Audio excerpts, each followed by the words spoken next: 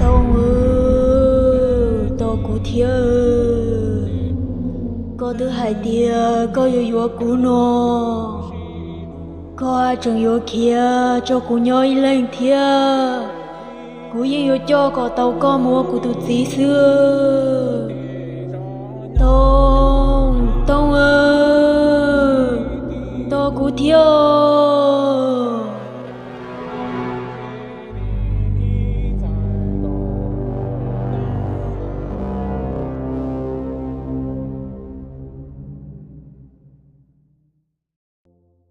nhớ trong mòn nó mà tông giờ nó chú chú lư ta rồi để chỉ tông của chính do cá xã đã chi tông của giờ xã hai tia nhớ rồi trên chơi mong tia cái tên bùa tua xin nó để chỉ khó tránh tia chỉ tuần cho tông nhớ cho bố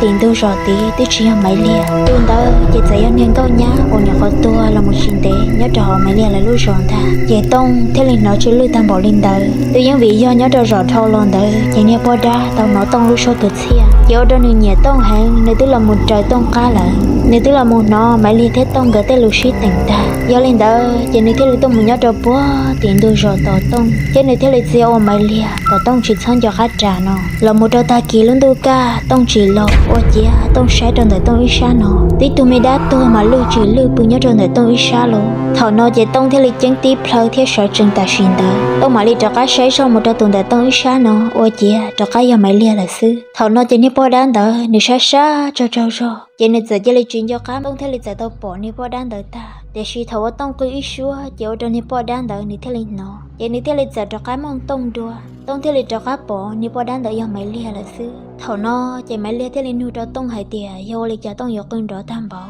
tông thế lịch hai cho mấy lia hai tia tới do tông bao số phê xứ để suy nhớ cho tông lúc xưa mà tông yên trần trái ta cho thầu nó chỉ tông yên chỉ bao li là hai tia hiểu do lịch cho mấy lia li là hiểu tôi nói nó ý do mấy lia là chỉ do li là thiết theo thầu nó chỉ tông mà lên cho trà hay tia mấy lia nhưng chỉ tông muốn nhớ cho bùa thì tên nó tỏ tông ít sau li tên rộng chơi tôi thấy nó chỉ là mấy lia là thầu nó chỉ tông thế là giờ chú hay tông mò lại tông有một số chua nó chỉ tông giờ trái biết chỗ cho bùa tổn đây chỉ cũng chẳng mấy trong tông lo nhớ đâu tỏ tông thế là giờ một giờ trong này trong tông tỏ sát tỏ nó chỉ tông thế là giờ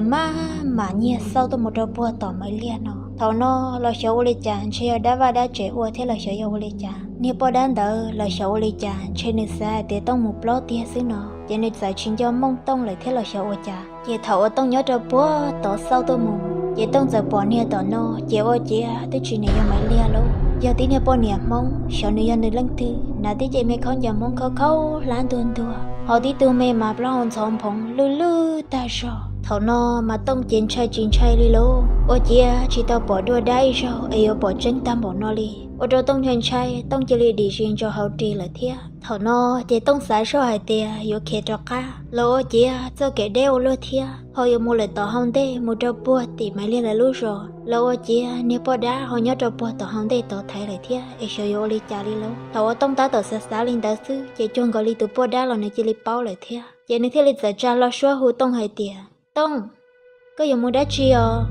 thầu tông nọ kia nếu bỏ đá lúc số hù linh tờ dẫu cho tông hai dàn trai hàng tôi lời thế lố tông về tư yếu lo tràn giao tê chỉ tàu tan trò tông chân lý chân lời sư tông thế liền mà tê từ mi chân gương gờ hệ tiền tông chỉ mua đá chi tông cho nhập lo tỏ sư thế tông tư yếu lo lời thầu nó tông xả bị chơi ra lâu ở chia giờ kể yêu kia cho cá yêu đê tam bảo giờ hai yêu kia lần chơi yêu kia chỉ đi nếu bỏ đá đỡ li thế tông đáp phò là hai chẳng nhớ đâu bùa tỏ nếu bỏ đá tỏ lời thế thầu nó nếu bỏ đá thì lại hù tông hệ tiền yêu có plot ta lại chơi lo thầu nó chỉ tông theo liền share khe cho cá là một trò bùa tỏ từ bỏ đá nó em nếu mà lên chơi hậu cái kia nó thầu tông cho cá là một giờ trong nàng gỡ khó chơi nhớ chỉ tông theo liền là một thằng còn nữa đáp phò nếu bỏ đá thì lại cho tông hệ tiền yêu tông yêu đá chi tông theo liền tết rồi nếu bỏ đá hệ tiền tới yêu tông một plot tỏ em tông bỏ ý tông nàng dùa em tông theo liền gặp phò một tuần nào tỏ xứ nó thầu nó chỉ nếu bỏ đá thì lại cho tông hệ tiền yêu tới tông yêu một tuần nào chỉ nếu bỏ đá cho tông một thiệt tông thì lại cho nếu bỏ đá hệ tiền tông một tuần nào cho chuồn tới xứ tông mà lên cho cá lò còn nếu nhớ tư giữ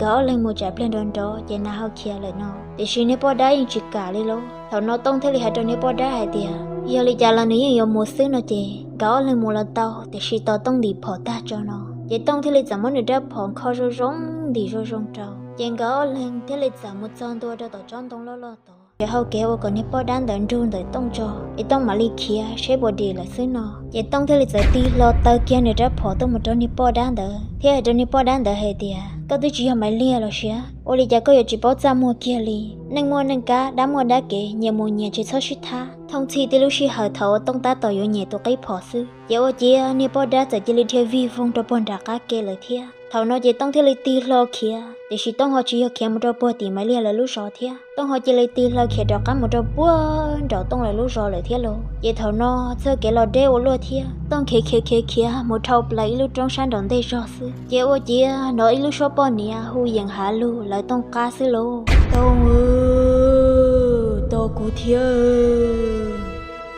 có thứ hai tia có yêu cú nó có chừng yêu kia cho cô nhoi lên thia cô yêu cho có tàu có mua cô tu chỉ xưa tông ơi to cô thiêu hầu nó chỉ ở tông hai dàn chơi là thế lô tông kia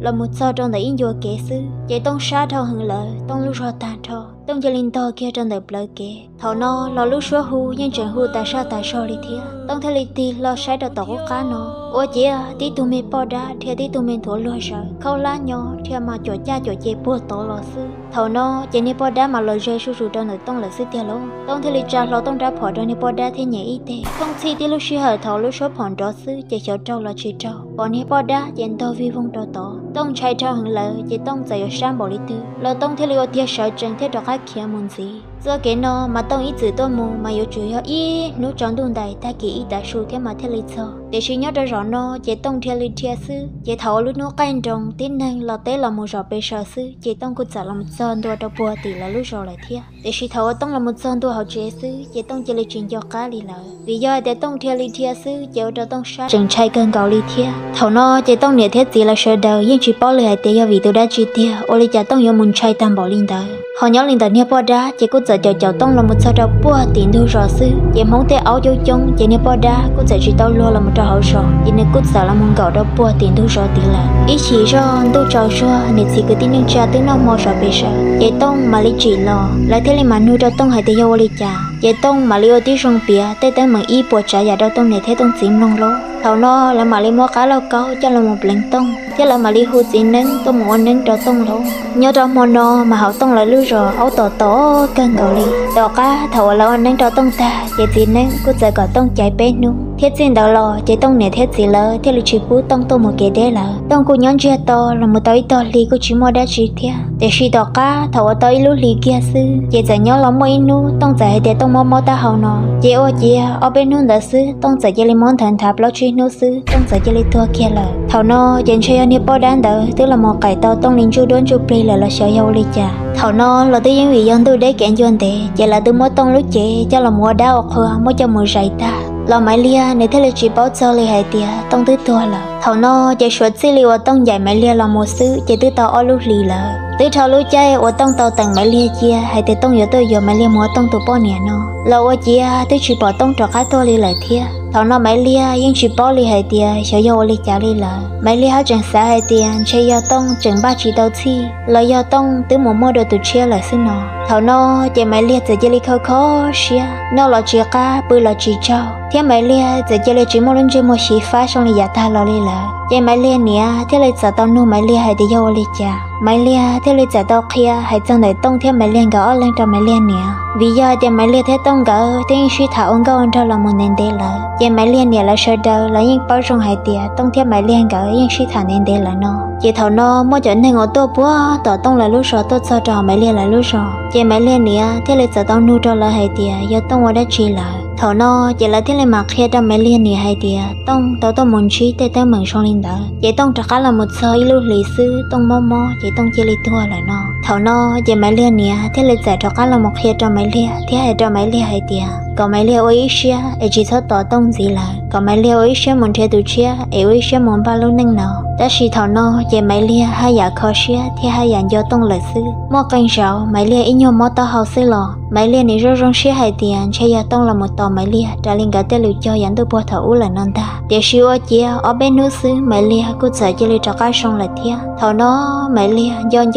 tông ta sao mày lia nu chỉ cho do su là sư chỉ bỏ hai điều li cho thảo lúc xí hơn đó em mày lia tới khó xia tam bảo linh đó mày lia này thế gì là họ chỉ ơi than nâng cho mày lia li thia thảo nó chuyện chơi đã yêu tao mày lia lúc xia là thế lâu li cha giải nhớ là mỗi nu mày lia khó xia chỉ mày lia sợ cho li tao kể một đầu búa thì lúc cá chùa ôi giờ dán tôi bùa thảo ấy tông thế mày lia gỡ tao cho lúa kiên đó thế mày lia cứ giải đây tới chọn chỉ của tao nhiều thế vậy thảo mày lia một số đầu búa tí mày lia sẽ chỉ li mỗi chọn chỉ của tao nhiều cho là một nô ở đó mày lia chỉ li tua đầu búa thì lúc cá chùa thì là thế tới thảo là một tao cầu tao nút tao cá chỉ mày lia này thế gì là mày lia tao muốn theo bỏ mày lia lúc chỉ mày lia tới phê cần cầu đi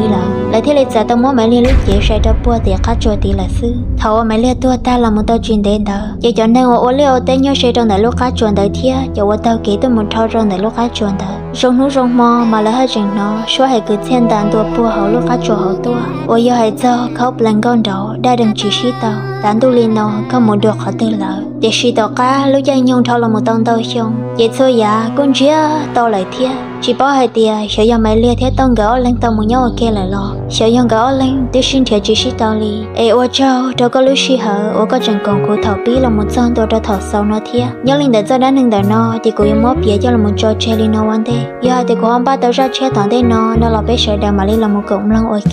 thảo cơ nó giờ thì có nhiệt sao cô kể bia đá nâng li nó thiệt giờ thảo bán nhiệt lại theo tiếp tạm theo lúc trước đâu cô sai đó họ có thể li bỏ cô ra đá nâng cô giờ cho dần gì tao